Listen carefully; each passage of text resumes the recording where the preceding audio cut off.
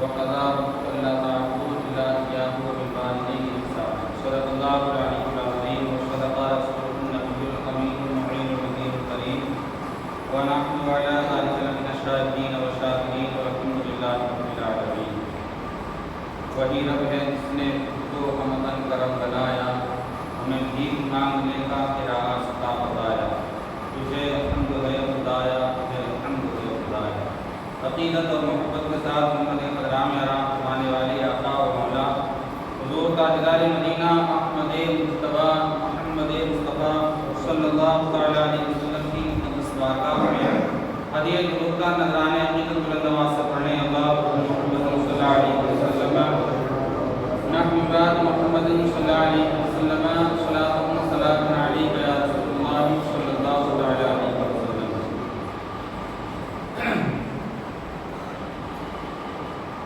محترم سامعین اکرام، اللہ تبارک و تعالیٰ قرآن عظیم کے اندر ارشاد فرماتا ہے وبالوالدین احسانا، اپنے والدین کے ساتھ میں حسن سلوک کرو،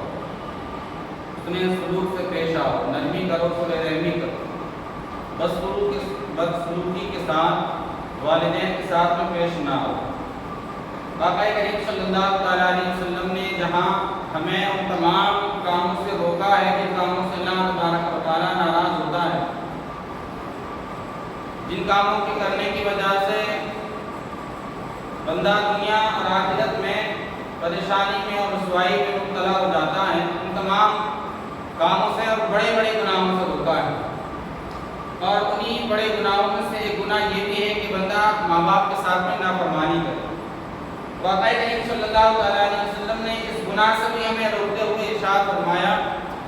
کہ لوگوں اللہ تبارک و تعالیٰ ارشاد فرماتا ہے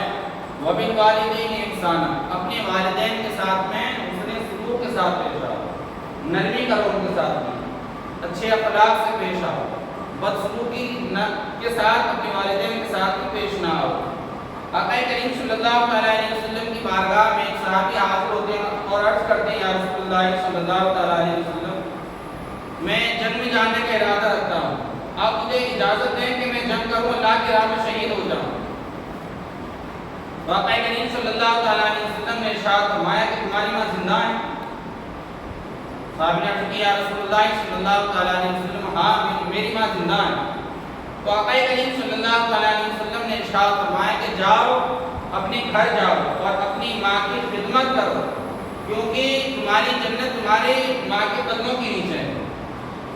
یعنی جنگ میں جانے کا ارادہ رکھ رہے ہیں اور اجازت مانگ رہے ہیں حضور سے یا رسول اللہ مجھے اجازت دیں میں جنگ کروں، اللہ کی راہ میں شہید ہو جاؤں. اور حضور کیا حکم دے رہے ہیں اگر تمہاری ماں زندہ ہے تو اپنی ماں کی خدمت کرو جا کر کے، اس لیے کہ اللہ تبارک و تعالیٰ نے ماں کے قدموں کے نیچے جنت کو رکھا ہے. یہ حضور کا احسان ہے ہمارے اوپر کہ اللہ کے پیارے نبی صلی اللہ تعالیٰ علیہ وسلم نے اس دور میں ماں کو ستایا جا رہا، بیٹیوں کو زندہ دفن کیا جا رہا تھا، بیواؤں کو ستایا جا رہا، اس دور میں آقا کریم صلی اللہ تعالیٰ علیہ وسلم نے بیوہ خاتون سے نکاح کر کے 25 سال کی عمر میں، اور حضرت خدیجہ کبریٰ رضی اللہ تعالیٰ عنہا تقریباً 40 سال اور 25 سال کی عمر میں نکاح فرما کر کے اعلان کیا کہ اے لوگوں یہ بیوائیں جو ہوتی ہیں یہ ستانے کے لیے نہیں ہوتی ہیں، بلکہ انہیں بھی معاشرے میں عزت اور شرافت کے ساتھ جینے کا حق حاصل ہوتا ہے، ظلم نہ کیا جائے ان کے اوپر. اس دور میں جب ماں کو، بہنوں کو، بیٹیوں کو ستاتے تھے لوگ، آقا کریم اور حضرت خدیجہ کبریٰ رضی اللہ تعالیٰ عنہا کا پہلے سے 2 مرتبہ نکاح ہو چکا تھا، اور جب تک حضرت خدیجہ کبریٰ رضی اللہ تعالیٰ عنہا کے نکاح میں رہی تقریباً 25 سال نکاح میں رہی. اس دوران میں نبی کریم صلی اللہ تعالیٰ علیہ وسلم نے دوسرا نکاح بھی نہیں فرمایا. اس دور میں اعلان کیا اور کتنا احسان کیا عورتوں کے اوپر اللہ کے پیارے نبی صلی اللہ تعالیٰ علیہ وسلم نے. جنت 7 آسمان کے اوپر ہے، لیکن اللہ کے پیارے نبی صلی اللہ تعالیٰ علیہ وسلم نے اسے لا کر کے ماں کے عورت کے قدموں کے نیچے رکھ دیا اور پھر لوگوں کو حکم دیا کہ اپنی ماں کی خدمت کرو تاکہ تم جنت دنیا میں رہ کر حاصل کرو، اللہ تبارک و تعالیٰ کو راضی کرو. حضور نے ارشاد فرمایا کہ جس کے ماں باپ راضی ہیں اس سے اس کا اللہ رسول بھی راضی ہے، اور جس کے ماں باپ ناراض ہیں اس سے اس کے اللہ بھی ناراض ہے اور رسول بھی اس سے ناراض ہے. ایک موقع پر آقا کریم صلی اللہ تعالیٰ علیہ وسلم کی بارگاہ میں صحابہ کرام حاضر ہوئے اور عرض کیا رسول اللہ صلی اللہ علیہ وسلم ایک بندہ ہے شخص ہے نزا کا وقت ہے بالکل انتقال ہونے والا ہے لوگ اسے کلمہ پڑھا رہے ہیں اس کی زبان پہ کلمہ نہیں آ رہا ہے حضور تشریف لے گئے اسے کلمہ پڑھانے لگے وہ کوشش کر رہا تھا لیکن نہیں پڑھ پا رہا لوگوں سے پوچھا معاملہ کیا ہے وجہ کیا ہے تو بتایا کہ اپنی ماں کے ساتھ بدسلوکی کرتا ماں کا دل دکھاتا ہے یہ بندہ انتقال کے وقت میں کلمہ نصیب نہیں ہو رہا نبی کریم صلی اللہ علیہ وسلم نے اس کی ماں کو بلایا خاتون سے پوچھا کیا سبب ہے کہا یا رسول اللہ صلی اللہ علیہ وسلم یہ میرا بیٹا میرا دل دکھاتا مجھے ستایا اس نے میرے اوپر ظلم کیا بدسلوکی کی میں ناراض ہوں اس سے اور سخت ناراض ہوں تو آقا کریم صلی اللہ علیہ وسلم نے حکم دیا کہ لکڑیوں کو جمع کرو اس میں آگ لگاؤ اور اس کے بیٹے کو اٹھا کر کے اس آگ میں ڈال دو جلا دو اس کے بیٹے کو ماں ممتا ہوتی ہے اللہ تبارک و تعالیٰ نے اس کے دل میں کتنی محبت رکھی ہے ناراضگی ہوتی ہے پھر بھی دعائیں نکلتی ہیں اولاد کے لیے عرض کرنے لگی یا رسول اللہ صلی اللہ علیہ وسلم ایسا نہ کریں تو حضور نے ارشاد فرمایا جب تم اپنے بیٹے کو دنیا میں رہ کر کے دنیا کی آگ میں جلتا ہوا نہیں دیکھ سکتی ہو تو کل قیامت کے دن اللہ تبارک و تعالیٰ جو تم سے ناراض ہو کر کے یہ دنیا سے جائے گا جب اس کو جہنم کی آگ میں ڈالا جائے گا تو تم کیسے برداشت کر سکتے انہوں نے معاف کر دیا اس کو کلمہ پڑھایا گیا پھر اس کو کلمہ پڑھنا نصیب ہوا اور اس کا انتقال ہوا بڑا چھوٹا گناہ نہیں ماں باپ کا دل دکھانا اور ان کی خدمت کرنے سے کیا کیا مقام ملتے ہیں اللہ تبارک و تعالیٰ کتنے درجے عطا فرماتا ہے اولاد کو حضرت موسیٰ علیہ السلام اللہ سے دعا کرنے اللہ تبارک و تعالیٰ اس بندے سے ملا دے جو جنت میں میرے ساتھ رہے گا اس بندے سے میری ملاقات کرا غیب سے آواز آئی فلاں شہر میں فلاں بستی میں فلاں بازار میں فلاں دکان پہ جانا جو دکان کا مالک ہے جو قصائی ہے قصاب ہے وہی تمہارے ساتھ جنت میں رہے گا وہی تمہارا پڑوسی ہوگا حیرت سے تعجب سے سوچنے لگے کہ دکان چلانے والا میں تو سوچ رہا تھا کہ کوئی بہت بڑا عالم ہوگا نمازی ہوگا پرہیزگار ہوگا لیکن ایک دکان چلانے والا ایک قصائی آدمی میرے ساتھ میں ہوگا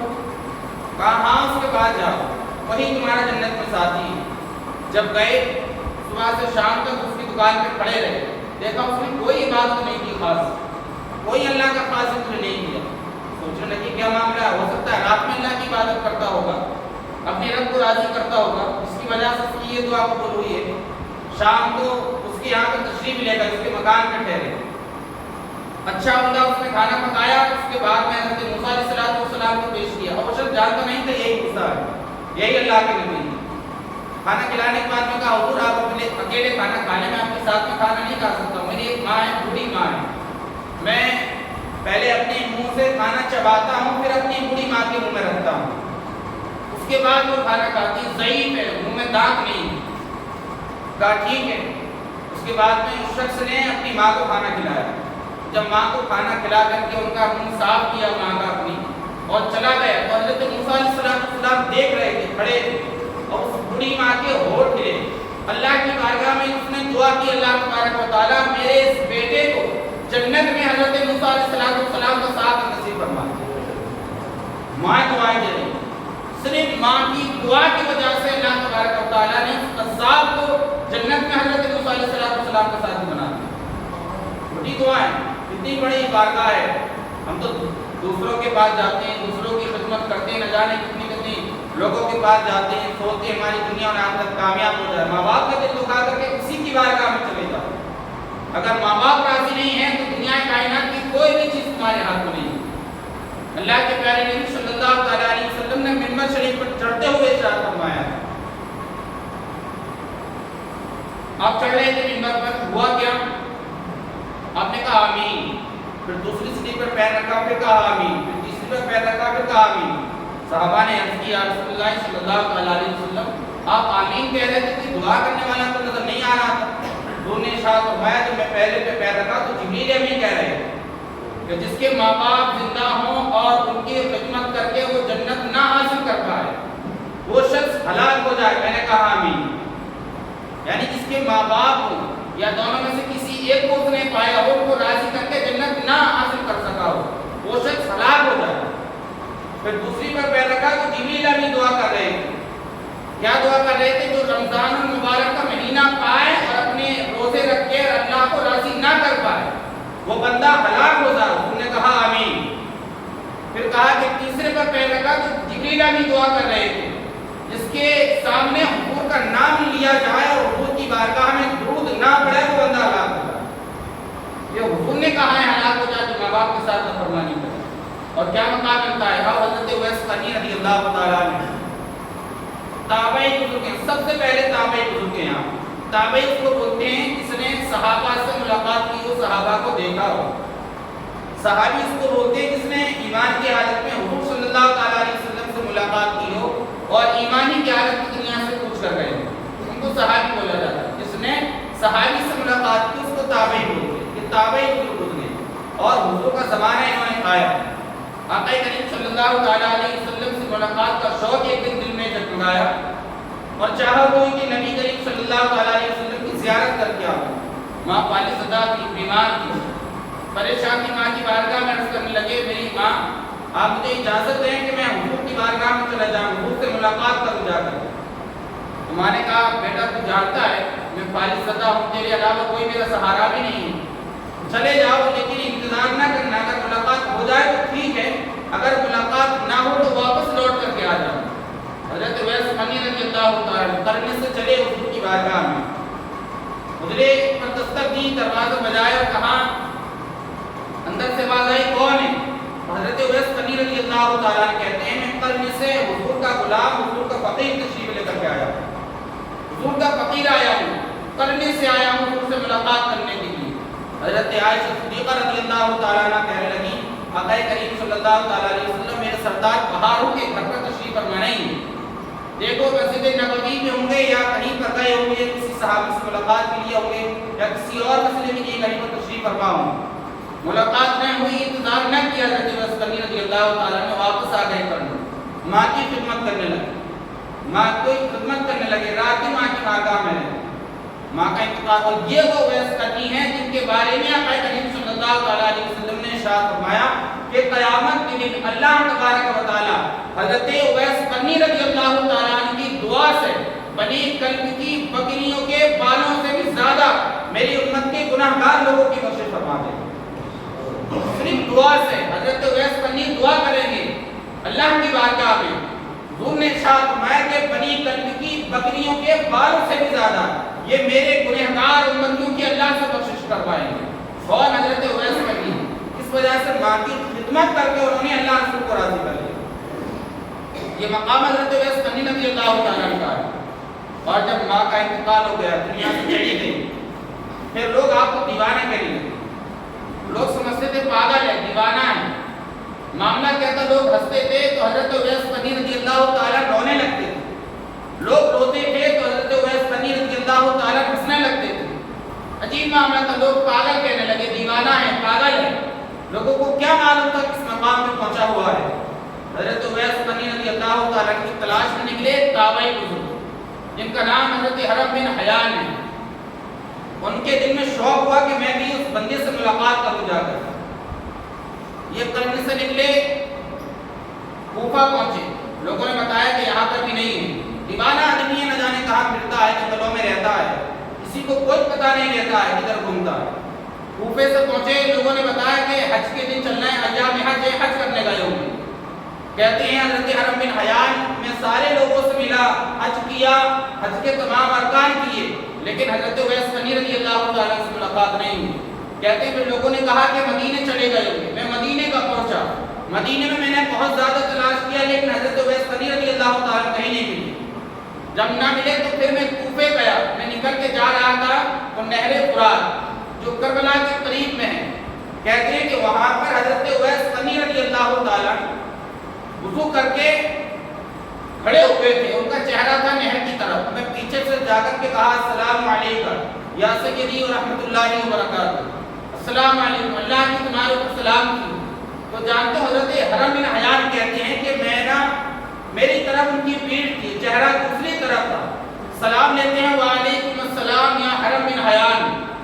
میں تعجب میں پڑ گیا، اس بندے سے، اس شخص سے میں نے آج سے پہلے کبھی ملاقات نہیں کی، کبھی میں اس کو نہیں جانتا، یہ مجھے نہیں جانتے، کبھی آج سے پہلے ملے نہیں۔ کہا حضور آپ میرا نام کیسے جانتے ہیں؟ کہا تجھے کیسے پہچانتے ہیں؟ کہا کہ میں نہیں پہچانتا ہوں، میری روح تمہارے روح سے واقف ہے اچھے طریقے سے، میری روح تمہاری روح کو پہچانتی ہے۔ یہ حضرت اویس قرنی رضی اللہ تعالیٰ عنہ کا مقام، ملاقات ہوئی اور کہا کہ مجھے جانے دو اللہ رسول کے راستے میں، دین کے راستے میں۔ اور حضرت اویس قرنی رضی اللہ تعالیٰ عنہ حضرت حرم بن حیان سے، حضرت حرم بن حیان کہتے ہیں کہ انہوں نے حضرت عمر فاروق اعظم رضی اللہ تعالیٰ عنہ سے حدیث نقل کی، کہتے ہیں کہ میں نے حضرت اویس قرنی رضی اللہ تعالیٰ عنہ سے سنا کہ آقا کریم صلی اللہ تعالیٰ علیہ وسلم ارشاد فرماتے ہیں انما الاعمال بالنیات، او کما قال علیہ الصلوۃ والسلام، الى آخر پوری حدیث۔ کہا کہ حضرت اویس قرنی رضی اللہ تعالیٰ نے مجھے یہ حدیث سنائی، کہا انسان کے اعمال کا دار مدار اس کی نیت کے اوپر ہے، اور انسان اگر ہجرت کرتا ہے تو جیسی اس کی نیت ہوتی ہے ویسا ہی اس کو ثواب ملتا ہے۔ اگر اس کی ہجرت اللہ رسول کے لیے ہوتی ہے تو اس کو ثواب ملتا ہے، اس کی ہجرت اللہ رسول کے لیے ہے۔ اگر اس نے ہجرت کسی عورت کے لیے کی ہے تو اس کا بدلہ اس کی ہجرت کے لیے اس کو عورت دے دی جاتی ہے، وہی اس کی نیت، جیسی جس کی نیت ہوتی ہے اللہ تبارک و تعالیٰ ویسے ہی اس کے اعمال کے ثواب اس کو عطا فرماتا ہے۔ حضرت اویس قرنی رضی اللہ تعالیٰ عنہ، آقا کریم صلی اللہ تعالیٰ علیہ وسلم نے کہا صحابہ سے، اے لوگوں تم جانا میرے اویس کے پاس، قرن جانا، اور قرن میں جا کر کے میرے اویس سے کہنا کہ میری گنہگار امت کے لیے بخشش کی دعا فرمائے اللہ تبارک و تعالیٰ۔ اتنا مقام ہے حضرت اویس قرنی رضی اللہ تعالیٰ عنہ کو، کس لیے؟ ماں کی خدمت کرنے کی وجہ سے، محبت رسول کی وجہ سے۔ حضرت علی رضی اللہ تعالیٰ عنہ اور حضرت عمر فاروق اعظم رضی اللہ تعالیٰ عنہ آقا کریم صلی اللہ تعالیٰ علیہ وسلم کی وصال کے بعد تشریف لے گئے، کہا قرن، لوگوں سے کہا کہ اس قرن میں حضرت عمر فاروق اعظم رضی اللہ تعالیٰ عنہ مکے میں کھڑے ہو کر کے خطبہ دے رہے تھے، لوگوں کو جمع کر رہے تھے، نجد میں کہہ رہے تھے اے نجد والو، اے لوگوں، قرن میں تم میں سے کون سا بندہ یہاں پر ہے؟ لوگوں نے کہا چند لوگ آتے ہیں اور چلے جاتے ہیں، کہتے ہیں کہ اگر کوئی قرن کا بندہ آئے تو میری ملاقات کرانا۔ چند لوگ آئے، اس سے کہا کہ اویس رہتا ہے کوئی قرن میں؟ کہا ہاں اویس رہتا ہے، وہ تو دیوانہ آدمی ہے، لوگ ہنستے ہیں تو رونے لگتا ہے، اور لوگ روتے ہیں تو ہنسنے لگتا ہے، لوگ پاگل کہتے ہیں، مجنون کہتے ہیں اس کو، آپ اویس سے ملاقات کرو گے؟ حضرت عمر فاروق اعظم رضی اللہ تعالیٰ عنہ کہتے ہیں ہاں میں اویس سے ملاقات کروں گا۔ حضرت علی رضی اللہ تعالیٰ کے ساتھ ملے کے گئے، حضرت داتا علی اجمری رحمۃ اللہ تعالیٰ علیہ لکھتے ہیں کہ حضرت علی رضی اللہ تعالیٰ اور حضرت عمر فاروق اعظم رضی اللہ تعالیٰ قرن پہنچے، قرن پہنچنے کے بعد سلام کی، ملاقات کی، اور آقا کریم صلی اللہ تعالیٰ علیہ وسلم نے جو جبہ دیا تھا کہا کہ یہ میرے اویس کو جا کر کے دینا اور کہنا کہ میری گنہگار امت کے لیے بخشش کی دعا کرو، اور نشانی بتائی تھی، کہا تھا ایک سفید نشان ہاتھ پر ہوگا ہتھیلی پر اویس، اور ایک سفید نشان بازو پر ہوگا، یہ نشان جب تم دیکھ لو تو پہچان لینا وہی اویس ہو۔ جا کر کے سلام پیش کیا کہ آقا کریم صلی اللہ تعالیٰ علیہ وسلم نے تمہیں سلام پیش کیا ہے اور یہ جبہ پیش کیا ہے، تو اور کہا ہے کہ اویس سے کہنا جا کر کے، میرے اویس سے کہنا جا کر کے کہ میری گنہگار امت کے لیے اللہ تبارک و تعالیٰ سے بخشش کی دعا کرے۔ یہ کیوں مقام ملا؟ آج تو ہم ماں باپ کا دل دکھا کر کے اور سوچتے ہیں 5 وقت کی نماز پڑھتے ہیں اللہ کو راضی کرنے، کبھی نہیں ہو سکتا ہے۔ ہم سوچ لیں کہ لوگوں کو راضی کر کے اللہ کو راضی کر لیں گے، نہیں ہوگا جب تک آپ کے ماں باپ آپ سے راضی نہیں ہوں گے، آپ کے لیے آپ کے ماں باپ دعائیں نہیں کریں گے، آپ کے ماں باپ کا آپ سے دل خوش نہیں ہوگا، نہ تو آپ دنیا میں کامیاب ہوں گے، نہ آپ آخرت کے اندر کامیاب ہو سکتے ہیں، نہ آپ قبر کے اندر چین سکون سے رہ سکتے ہیں، نہ آپ حشر میں چین سکون سے رہ سکتے ہیں۔ لوگوں کو جو مقام ملے، آپ ولیوں کی تاریخ پڑھیں، مؤرخین نے لکھا ہے زیادہ تر اولیاء اللہ کو اللہ تبارک و تعالیٰ نے جو بڑے بڑے مقام عطا فرمائے، ان کی محنت سے تو ملے، لیکن محنت سے زیادہ ان کی ماں کی دعاؤں سے اللہ تبارک و تعالیٰ نے مقام عطا فرمائے۔ دل جیتا انہوں نے خدمت کی، وہ جانتے تھے، شریعت پڑھی تھی، دین پڑھا تھا، قرآن پڑھا تھا، حدیثیں پڑھی تھی کہ اگر ہمارے ماں باپ ہم سے راضی ہیں تو اللہ رسول ہم سے راضی ہیں، اگر ہمارے ماں باپ ہم سے راضی نہیں ہیں تو نہ تو اللہ راضی ہے نہ اللہ کے رسول ہم سے راضی ہیں۔ جانتے تھے اللہ والی، اس کی ماں باپ کی خدمت کرتے تھے۔ حضرت بایزید بستامی رضی اللہ تعالیٰ جن کا اصل نام تیمور ابن عیسیٰ ہے، اور جب ان کی دستار بندی ہونے لگی تو حضور نے ان کے استاذ کے خواب میں آ کر کے کہا تھا، وہ مقام ان کا کیا کہا تھا کہ اے عالم دین، میرے بایزید کو تم عالم کی دستار تو اپنی مرضی سے دینا، لیکن ولی کی سند اور ولی کی دستار میری مرضی سے بایزید کو عطا فرما دینا۔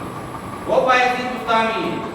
گھر گئے تھے 15 سال کے بعد جنگلوں میں بھٹکنے کے بعد، گھر جانے کے بعد میں پہلی دستک دی تھی، اس سے پہلے آئے تھے تو میں نے پہچانا نہیں تھا۔ جب پہلی مرتبہ دروازہ بجایا کہا بایزید میرے بیٹے میں آ رہی ہوں۔ بہت لمبا واقعہ مختصر میں، جب ماں کی بارگاہ میں گئے، ماں نے حالت خراب دیکھی، بال بڑے بڑے دیوانوں کی طرح حالت، کہا میرے بایزید تیرا یہ حال ہو گیا جنگل میں رہ کے؟ کہا میں اپنے رب کی تلاش میں نکلا تھا۔ اللہ کی بارگاہ میں حضرت بایزید بستانی کی ماں نے دعا کی کہ اللہ تبارک و تعالیٰ میرا بایزید جس مقام کے لیے نکلا تھا جنگلوں میں اس کو سارے مقام عطا فرما دے۔ حضرت بایزید بستانی رضی اللہ تعالیٰ کہتے ہیں جیسے ہی میری ماں نے میرے لیے یہ دعا کی اللہ تبارک و تعالیٰ سے، اللہ تبارک و تعالیٰ نے ولایت کے سارے دروازے میرے اوپر کھول دیے، اور برسوں سے سالوں سے جو مقام میں تلاش کر رہا تھا اللہ تبارک و تعالیٰ نے میری ماں کی ایک دعا سے وہ سارے مقام مجھے عطا فرما دیے۔ ماں کی دعا سے ملا ہے،